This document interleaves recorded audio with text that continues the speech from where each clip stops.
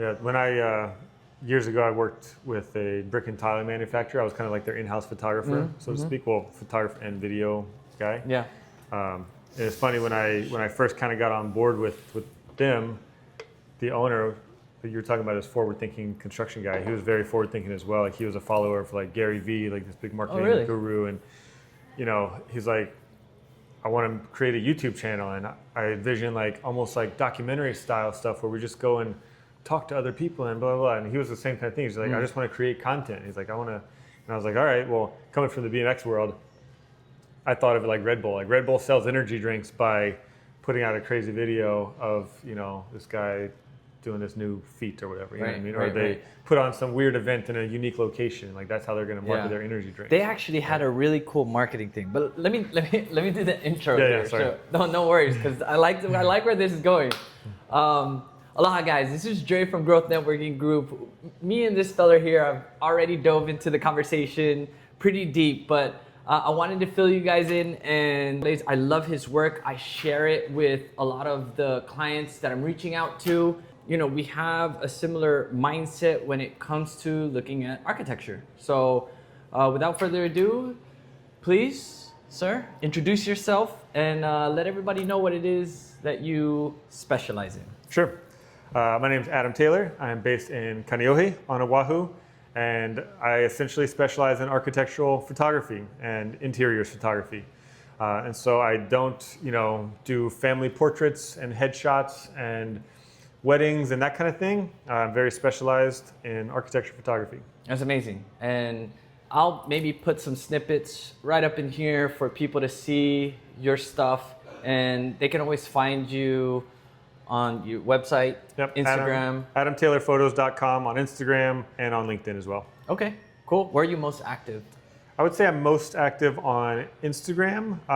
However, I kind of use the platform for different things, right? So on Instagram, I actually have a pretty large following of other photographers that are either in my space or looking to get into my space. I do post a lot of behind the scenes content and also educational content specifically for that audience.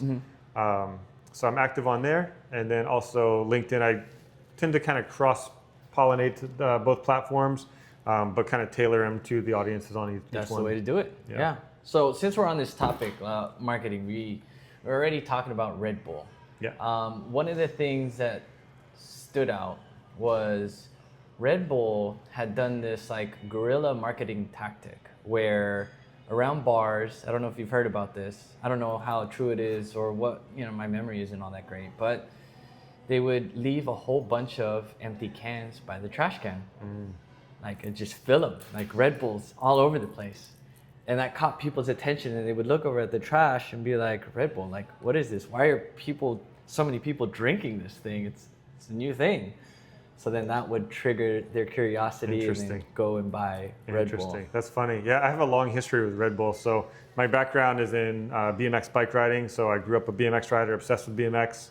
Made it my goal to work in that industry. And right out of college, I got my dream job working at a BMX magazine. Nice. I worked there for 5.5 years. After I left the magazine, I still worked in that industry for several years on a freelance, kind of thing. And I worked with Red Bull quite a bit, both at the magazine and on my own. Yeah. And also one of my best friends still to this day is a professional BMX rider who is sponsored by Red Bull. He's been on Red Bull for, I think, 22 years now. Sheesh. And Red Bull's doing some big things. Yeah. Did they buy the airline, or is that headline news? Oh, I don't know. No, I haven't heard about that. Apparently, I don't know if they did or not. It could be a joke because there's been a lot of memes on Spirit Airlines. Oh, okay. How they sold it. Yeah. No, I don't know anything about that. But what I was getting at was to kind of come full circle with the guerrilla marketing. With him, they would go to a college campus and basically, he's a sponsored rider, so he's wearing the hat, he's carrying around a can or whatever. Right. And he does flatland riding, which in the BMX world is basically just like tricks on the flat ground. You don't need ramps or anything like that, just a flat enough space. So they would just like set up a big boom box, blast some music, and he would just start riding like in the middle of the quad. And people would just kind of come around and he would stop and drink his thing. Yeah. And then after a crowd comes, then like the local, what they call a wings team girls, they'd come over with a backpack just full of drinks and just start handing out to people. Wow. It got to the point where he would do that, and they don't get permission to go on campus. They just kind of did it guerrilla marketing. Right. Sometimes they would send him into a classroom where a teacher is lecturing. He would just ride in, do some tricks like in the middle of the floor in front of the teacher, and ride back out. And it's just like just to get people's attention. Like now people are like tweeting like, oh my God, this BMX rider just came in, campus. It would make the local news on campus in their newspaper and on their news stations and stuff. And all the while he's like wearing the hat, Yeah.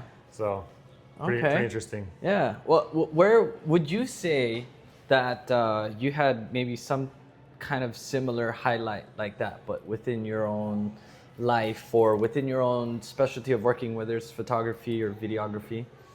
Highlight like what? Sorry. So like the Iolani project, right? Front page, boom. Yep. Like, to me, that's awesome. Yeah. You got a lot of attention there. Yeah. That. I mean, I. To be honest, nothing comes to mind really like when you say that question. But the Iolani project was definitely a big one. I would say that's. So far in my career, it's the highest caliber project I've been able to photograph. Yeah. I think the photos have kind of gotten more mileage than any other project I've photographed. So that was certainly a milestone. Actually, I bought this watch as a congratulations for that project. Solid. Flex. What is it? It's a Tissot. Nice. Chronograph. There you go. It was, I was very grateful to be able to photograph that. And what was interesting to me on that one was a couple of things. The architecture firm involved, Gensler, is, that's the mainland architect. They're the biggest firm in the world. Okay. I had previously kind of worked with them partially on one smaller project, but to kind of have the door open to that company is great. The Hawaii-based architecture firm, WCIT, I had never been able to work with them before, so it was the first time introducing with them. But what was interesting is that most of the time the architects hire me, and this time the school led the photo shoot. And so that project was very interesting in that the school leading the photo shoot, they wanted the photos a very specific way. And the architecture firms would have loved to have students in the photos. They wanted to have the teachers moved in and it'd be like an active workspace already in a community gathering space. And so the architects would have loved that. The school, however, were like, hey, they're moving in next Friday. It's never going to look this clean and this pristine ever again. We got to get some photos before they start tearing it up. Right. And so it was an interesting, just different dynamic that I'm used to working in. Yeah. And it was great. The Iolani team was amazing. Albert C. Kobayashi, which was the contractor, they were involved with the photo shoot. And they gave us a team of like 5 or more people the day of the shoot as kind of like, hey, they're just hovering around us. Anything we need, like, hey, can we get this moved or this? They were on it, Nice. So it was a big team effort, and it went really great. Yeah. No, I know how very meticulous you are with your shots, which is great because I've seen a few of your YouTube videos on how you do the editing. I used to do that too, and I fell off of that. But I'm glad like you teach it. Is there like a following of people or like a younger generation that wants to get into this kind of stuff? Yeah, good question. So there's a big online community of either architectural photographers or real estate photographers.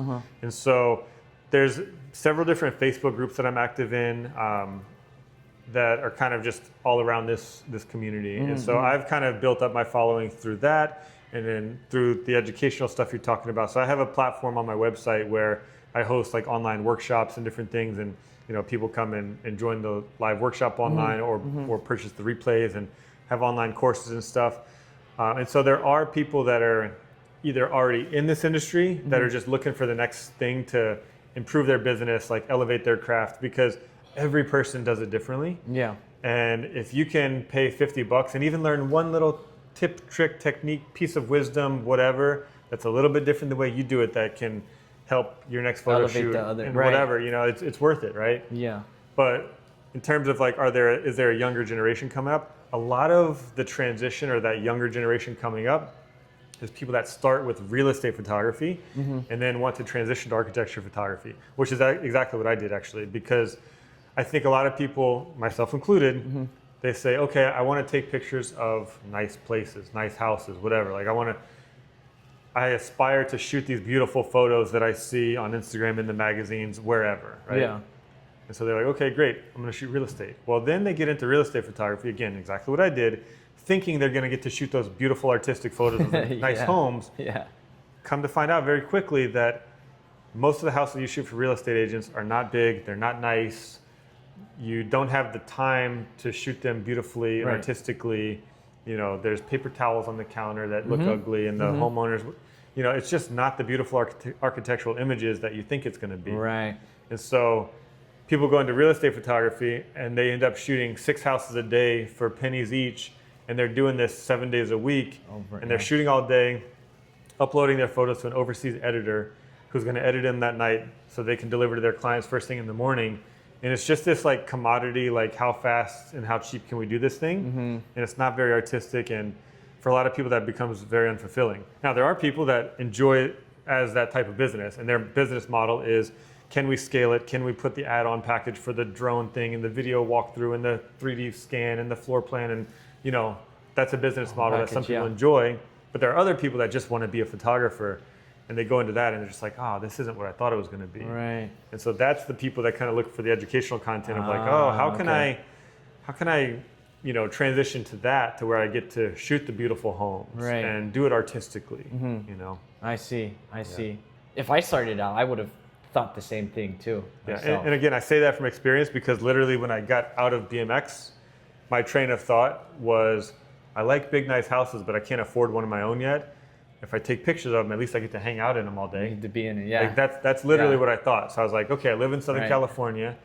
There's a bunch of nice houses all around here. Yep. Like, how can I get to hang out in those houses all day and pretend like they're mine? Yeah. So again, I started like, you know, reaching out to realtors, like trying to shoot photos, and you know, I got a couple lucky breaks in the beginning where I got hired, and I was like, cool, getting to go to these houses, and some of them were kind of nice. But then the more and more it started coming, the more business I got, they weren't nice. And they were just like junky houses, all dirty and messy. And, they're not the ones, you know, they weren't like want to staged. pretend to be. I get it. And it took me a while to figure that out, because, you know, again, talking about marketing, right out the gate, I marketed myself as a luxury real estate photographer. And so the first couple of gigs I got were like the big, nice houses. I was in over my head. I didn't know what I was doing, dude. Like I was... Did the skills and the experience that you got from shooting those multiple houses potentially transfer over, or? Somewhat. So here's kind of where the leap was made. And what's funny, I'm going to tell you a little side story. One of the big night houses that I did get to shoot, I was always amazed, because the realtors would just say like, hey, here's the lockbox code, or here's the key. Just go and shoot. Yeah, like they weren't even there. So I go to this house, it's in LA, this big awesome house, got a pool, you know, big open doors and windows and everything, but the realtor wasn't there. There's no AC on, it's super hot. Yep. I live with my shirt off, dude. Like when I'm at home, like I have no shirt on, like 24/7, right? Like there's been like weeks when I've gone like without ever putting a shirt on, right? I took my shirt off and I'm just like, now I feel like I drove my car in the garage, parked my car in the garage because it was like just street parking outside or whatever. And I was like, now I feel like I actually live here, you know? So that one was fun. That's cool.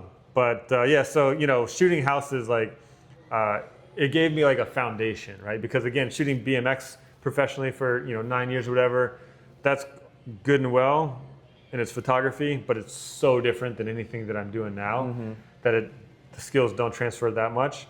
So shooting houses, you know, I got some reps in, but what really kind of helped get me to where I'm at today with the architectural stuff is a weird series of events where I went to a CrossFit gym. Another guy that went to the CrossFit gym owned a brick and tile manufacturing company. And he's like, you know, oh, hey, you shoot houses? Like, cool. I have some tiles installed in this house out in Palm Springs. It's a really nice place. Can you go shoot photos of it for me? I'm like, yeah, sure, cool. I went and I shot this whole house like I would shoot it for a realtor. I shot the whole thing.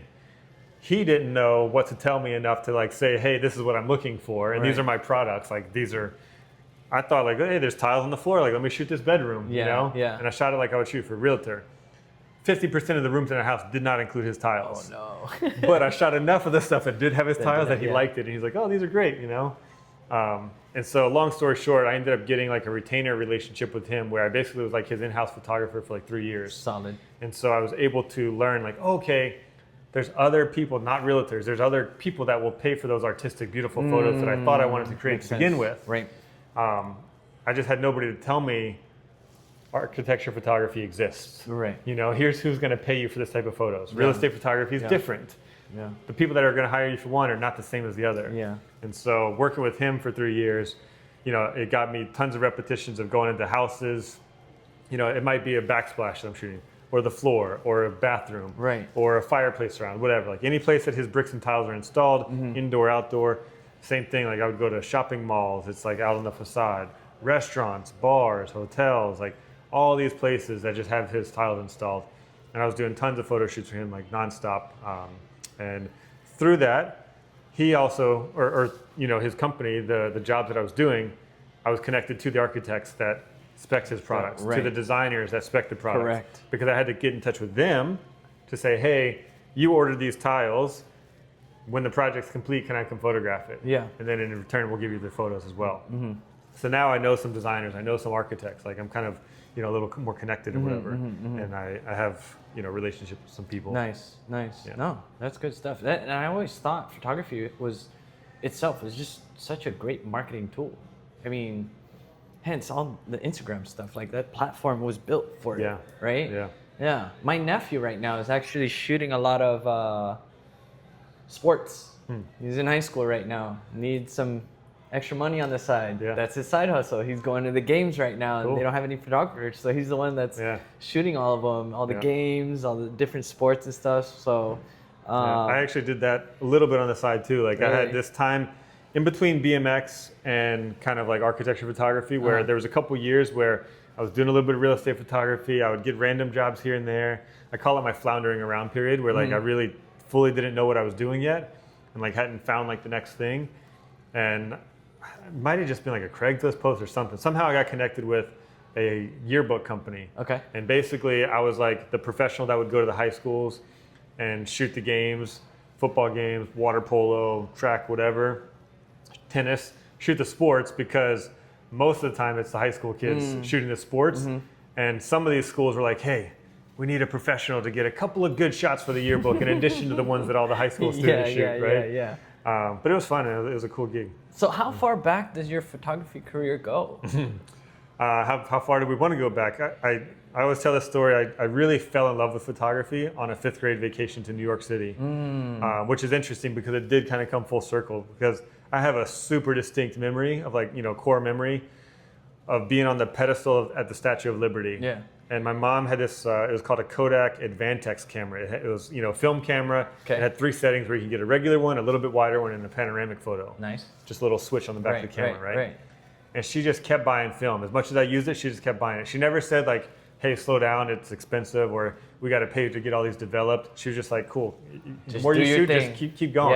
Yeah. She never stopped me, which in hindsight, I don't know if that was intentional on her part, but like that was a huge blessing. But I remember with this point and shoot camera on the base of the pedestal of the Statue of Liberty, looking up, click, walk 10 feet, click, look out at the skyline, the Twin Towers are over there, click, like I was just, there's a helicopter, click, like I was just, but like literally there, like I remember looking out at, across the harbor or whatever, the bay or whatever it is in New York, at the skyline, shooting photos of the New York City skyline, just thinking like, dude, this is the coolest thing in the world. Yeah. And I got those pictures back developed. I had to send them out in the mail to be developed or whatever. They came back, and I remember like cutting it with scissors to like crop them and stuff. Right. And I was like, dude, I want to be a photographer for National Geographic when I grow up. Yeah. Because as a 5th grader, you don't know like what kind of a job photography is. Like all I know is National Geographic, right? Right. And so again, I fall in love with BMX. I become a BMX photographer, and then eventually, the real estate leads into architecture, and now I photograph skylines, high rises, buildings, and like I said, it kind of came full circle. Full circle, yeah. You still have those shots? Those yeah. the ones? Oh, you do? Yeah. Nice. I have a handful of them, maybe not all of them, because like I said, I shot a lot. I probably shot like 15 rolls of film on that trip. If you ever come across them, shoot them over to me. I'd like. I got one for sure. Like the cropped one I showed you. I can email you that. Okay, I've got that one like saved in a special folder. Oh man, that's sweet. It's like I said, man. It's like it's got a special place in my heart. Yeah, that's a beautiful thing, man. Yeah, man. That's amazing. So, anything else other than architecture that you might be shooting at the moment?